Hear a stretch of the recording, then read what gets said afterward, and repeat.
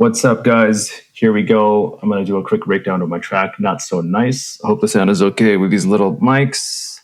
We'll see what happens. Hopefully not too much editing is required. All right, here we go.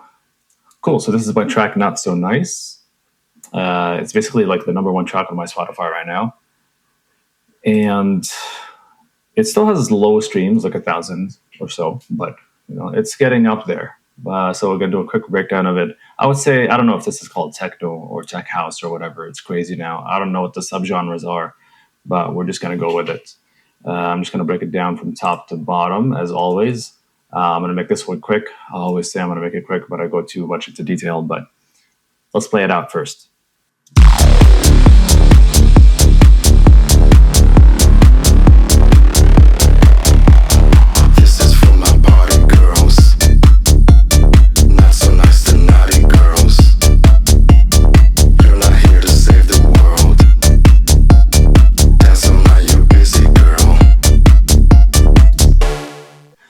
The lyrical genius behind this is me. I wrote the lyrics. And then let's actually go over the vocals. I actually sung the vocals.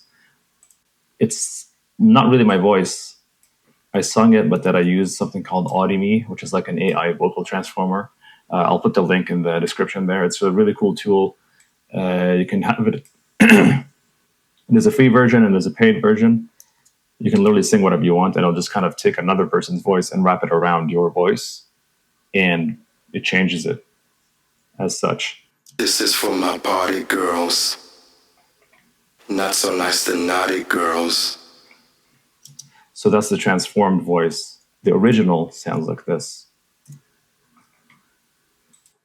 This is for my party girls. So that's my actual voice. Not so nice, the naughty girls. You're not here to save the world. Dance all night, you're busy, girl.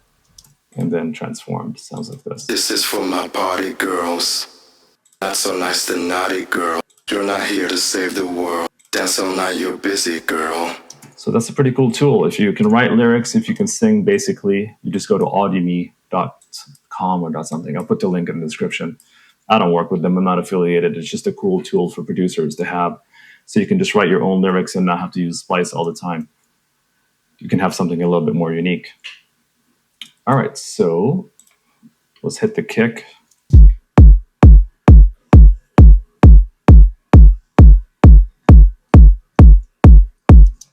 It's a sample that I had from a while ago. I try to keep my kicks simple. I don't really combine like tops and mids and bottoms. I know a lot of guys like to do that, but I like to just find one solid kick, put it through a quick process. Even the process is not that extensive. And I have a bit of EQ here. This is a really nice sounding EQ. A bit of a boost around 50. And otherwise it's flat out here. Not much going on. And I like to boost a little bit around the 1K region just to get that more slap in there. And there's an additional boost here in the lows, which might be a bit too much, but so be it. It needed it. So first thing I try to do is to combine the kick with the sub. I always have my sidechain channel here. It's the same as the kick, but it's a muted channel so that I can use my sidechain even if I don't want the kick, if I still want that pumping effect throughout the track, and I don't want the kick necessarily to play. So I'll have a muted signal that will do the same thing as the kick. And as you can see, I have it running most of the track. It's this signal right here, and it is most of the song. So I kind of get that pumping going the whole way. And I don't necessarily want the kick. Like right here, I don't want the kick. I just want the sidechain. Same here, I don't want the kick, I just want the sidechain. So, cool, so we got the kick, and let's see what it sounds like with the sub. I always get the kick and the sub going at the same time with the sidechain effect.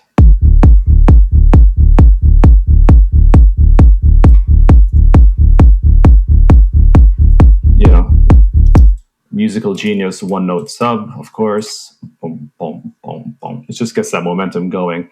Not too much variation. Tempo is 133, so I wanted to keep driving throughout the whole track.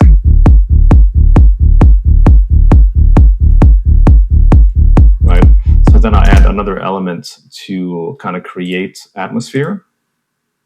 And right here, it is just a noise layer.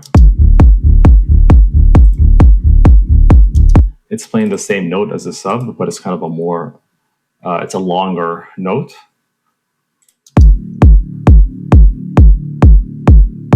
Kind of creates that low rumble atmosphere that I want in kind of a techno track. And then we've got, this is just kind of like a hit to accentuate the bass notes. See, you can barely hear it, it's just a click. If it was playing alone. And this is just a basic sound that I made in Serum. It's just this little wave here, but it's a super short envelope. It's a super short note that just is hitting that top of the bass so that you can feel like there's something going on. It's not just a low bass rumble. And you can actually hear the note on smaller speakers where you don't have the sub.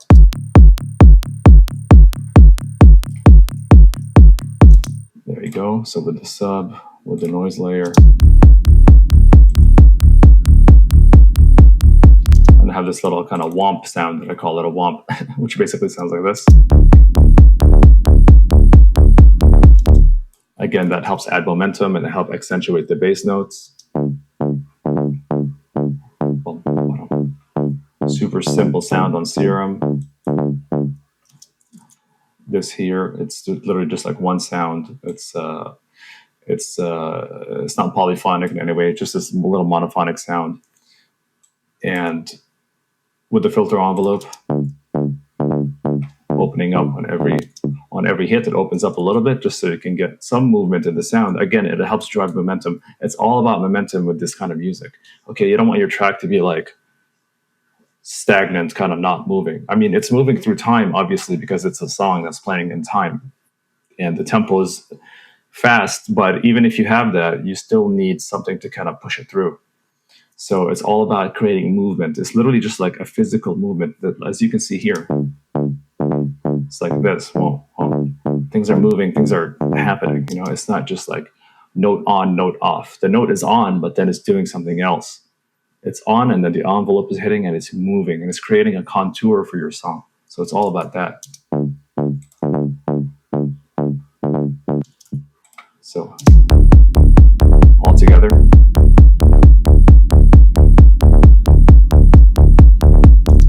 A little bit more noise. Actually, no, that's off.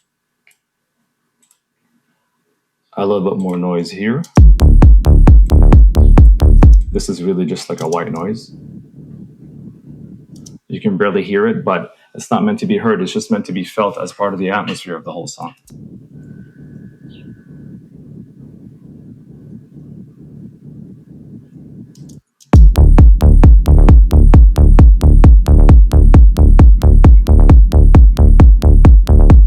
So that's basically the body of the song with the kick. Aside from that, there's a bunch of other percussive elements, of course. It's basic stuff. A clap. Another clap. A hi-hat. Another one. Another one.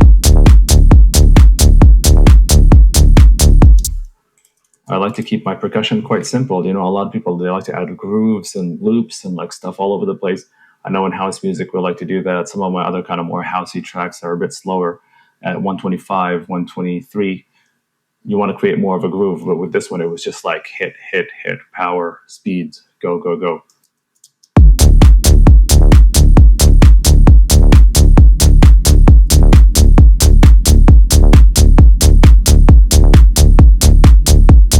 That's the whole percussion section.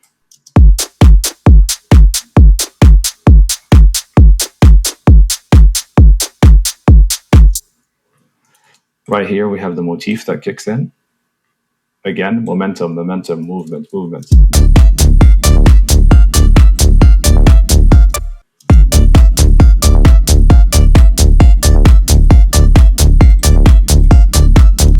Literally 3 notes, okay? It's all about movement. And again, it's a super simple sound.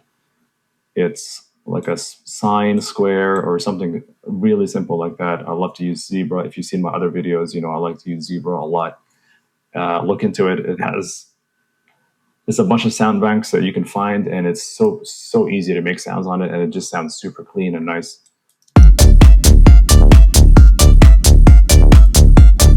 It's got this sawtooth wave here.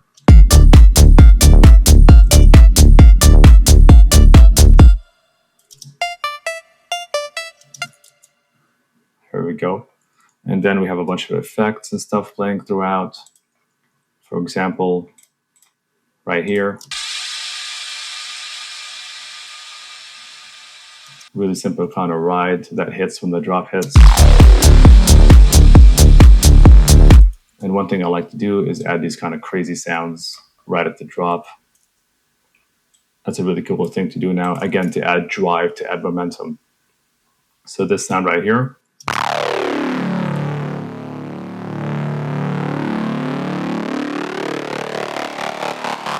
So it kind of kicks in, it goes down a little bit, and then opens back up. And let's see quickly how I made that right here.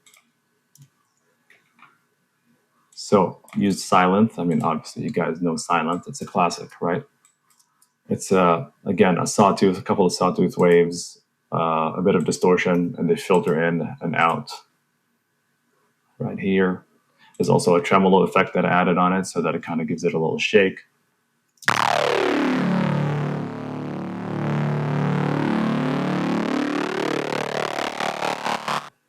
So just some filters, some tremolo, and that's really it. That helps add that drive when the drop hits. Right? This is for my party girls. And then the vocals and the motif kick right after that. So this one right here, and the vocals. This is for my party. This is for my party girls. Not so nice and naughty girls. That's pretty much it for the drop. I got another little hit that comes in here.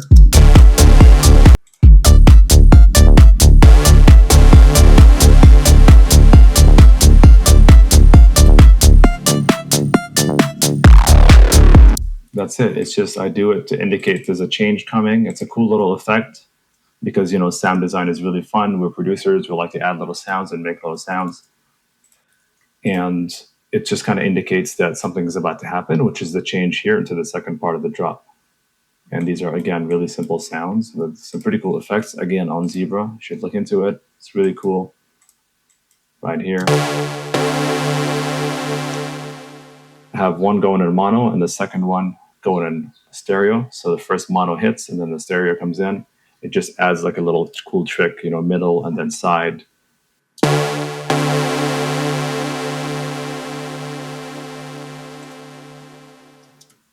There you go.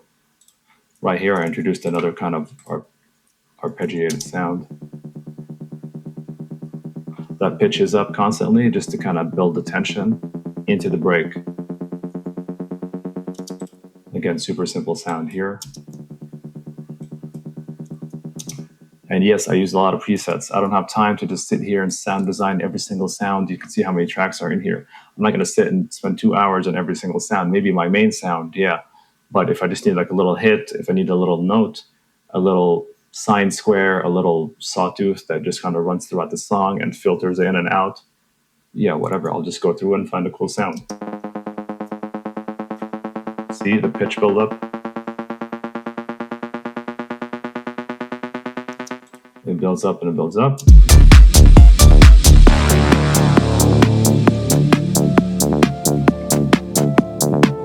And then again, this little sound here that indicates the start of a new phase in the track. Classic kind of ride, and this one here.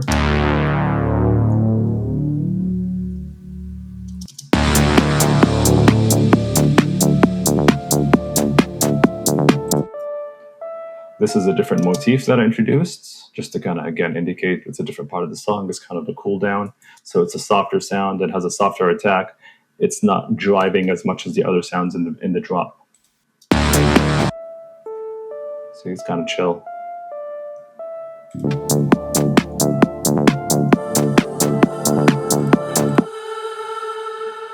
This is a sample that I found on Splice, and it just kind of adds to the atmosphere.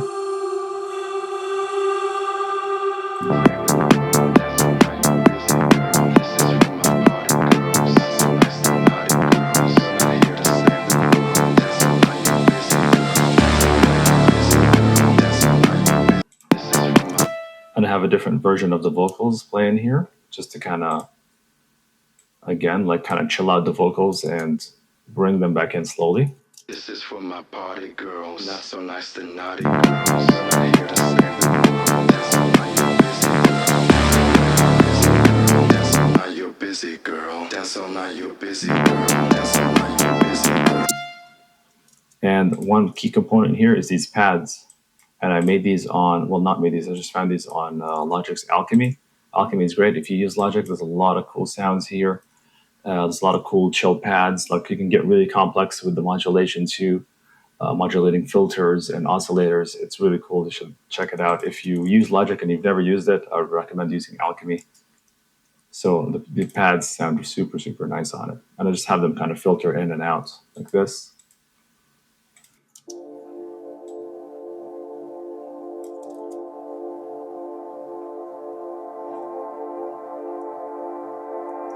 That's super chill. Like it almost has like a nostalgic feel, you know, like it reminds you of a place. It's a nice kind of cool down.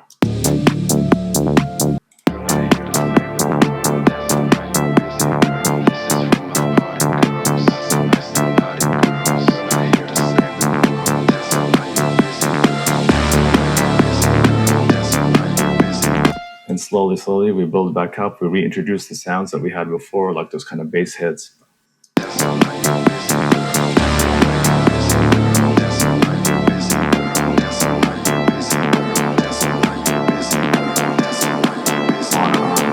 Build. It's all about building and building slowly.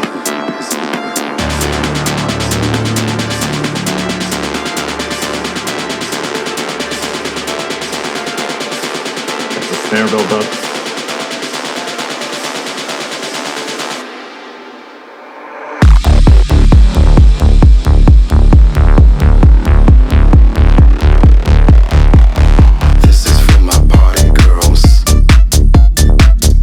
The same drop, but I changed one little thing. That hit, I cut it up a little bit, so it sounds like this. Instead of just kind of coming in straight.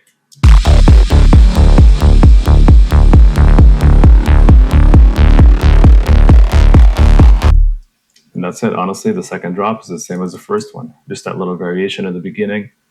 I wanted to have another long drop because I want to be able to play this track. I play this track in my live shows and I play the whole thing through. And it's just a really good track to just get people energized, but it's not like crazy, you know, like it's just momentum. It's movement. We got a fast tempo, faster than the usual, like house tempo. The 130s and like the 135s are getting really, really popular now too. People are kind of liking that faster tempo. It's kind of a throwback to the old trance. A lot of this is trance. You know, a lot of it is just, people call it like melodic house, melodic tech, whatever. A lot of it just comes from trance, you know, like that, those pads in the middle, with the vocals and all the kind of the details of the layers. It's super trancey. That's pretty much it. All right, I'll go over the master really quickly because I know a lot of you guys out there, you like to see the master chain. Here it's pretty simple. I love to use Ozone. I do some mid-side EQ for the mid. I boost right over here. Got a 2 dB boost at 66. Kind of boost the entire high shelf also. In the side, I cut everything below 100 usually, sometimes up to 120, depending on the track, the sonic kind of depth of the track. But I don't want any kind of lows in the sides, right? You want all your low frequencies to be in the middle. And your sides, you don't want to have like stereo bass, you know, because it's not going to work. It's going to throw off your whole mix. So we make sure that's cut here. We make sure the mid, I like to boost kind of the bass here. Maybe it's a bit too much, but I mean, it works for what it is. This is kind of a stereo imager that I like to use. Sometimes I actually activate this mode right here. It kind of creates a stereo delay between your two channels. You don't want to overdo it because then it sounds like your whole track is stereo. And you can really feel the stereo delay. And you don't want that. You just want like a subtle effect. And this is also, I just kind of widened these bands. This band right here is obviously not wide because, again, it's 120 hertz and lower, and we don't want that to be wide. We want that to be centered. Everything else, kind of 120 and above, can get wider.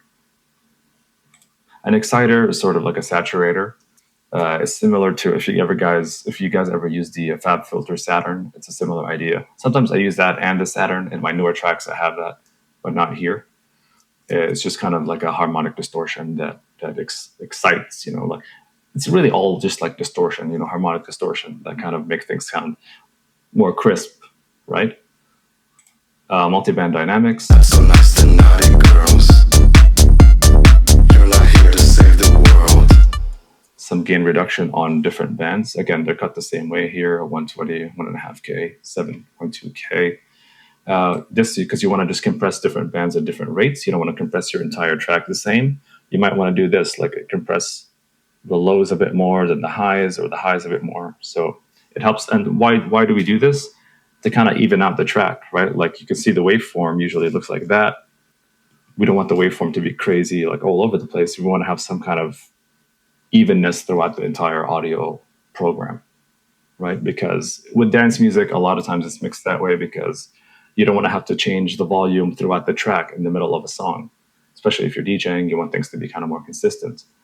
Different types of music, classical, more chill pop, yeah, sure, you can have kind of more of a range. With this kind of stuff, we have less dynamic range because it's just part of the style too. It's not a volume maximizer here is pretty good. Kind of crank that up here. So nice to naughty girls. You're not here to save the world. And then I add a limiter here. I like using this limiter. There's actually an enhanced feature on it. It's kind of funny, but you really just crank that up and it just makes things sound better. I don't know how, but there you go. Relatively fast attack and release on the limiter. And I have it set all the way up to 0. That's so nice to naughty girls. You're not here to save the world. That's all night, you're busy, girl.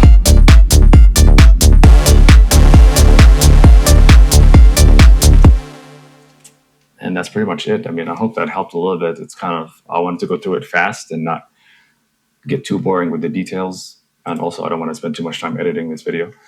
So here we go. I hope that helped. And write in the comments if you want to learn about anything specific here. I'm going to do some more tutorials about like sound design and maybe just do something where I create a track from the beginning. And I'll go through these kind of chains a bit more. We'll go through why I have all this stuff here, but I'll make smaller videos for that. So hope that helps. And I'll see you next week because I'll be uploading once a week. Hopefully. See ya.